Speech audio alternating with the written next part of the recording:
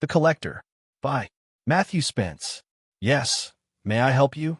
The small man behind the counter asked, momentarily startling Chris. He was so small that Chris hadn't noticed him at first while looking over some of the antiques on display. He had just been looking. They weren't what he'd been looking for. Yeah, I was hoping you could show me. Something in a photograph, perhaps. Chris looked at the old man. He was barely 5 feet tall, with a face that looked younger than the rest of him.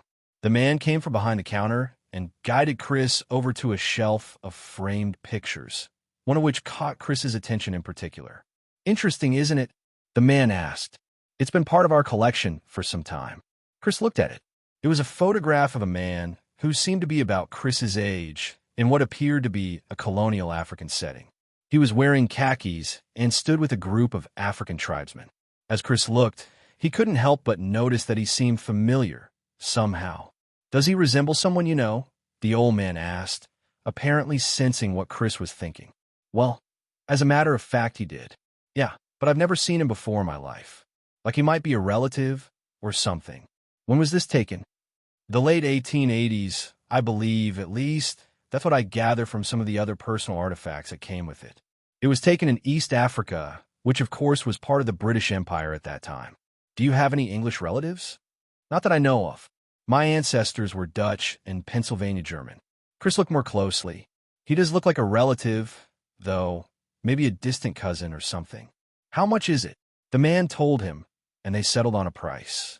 Chris wasn't sure why he decided to buy it, but if there were any sort of familial connection, then he figured it belonged with him, as he had no other living relatives except for some cousins in the Harrisburg area.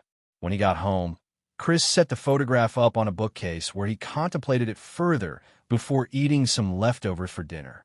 He kept glancing over at it again while he watched some TV before getting ready for bed. For some reason, he kept being drawn to it beyond the family resemblance of the man in the photograph. Forget about it, he told himself. He'd do some research on it later. The African sun beat down on Chris's face. It was certainly hotter here than it had ever been back in England, even in summertime, but he was slowly getting used to it, and to the company of the native workers who had been his father's employ at the family's ranch, which he'd come to oversee after the old man's death. He tried not to scowl as the photographer readied his camera. He knew that some of the laborers didn't like it. They thought that if you took someone's picture, you also took their spirit. Chris didn't share their belief, but photography was still an uncomfortable process, especially with the infernal heat. Ready, the photographer finally said. About bloody time, Chris thought.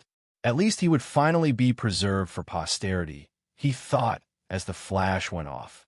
The end.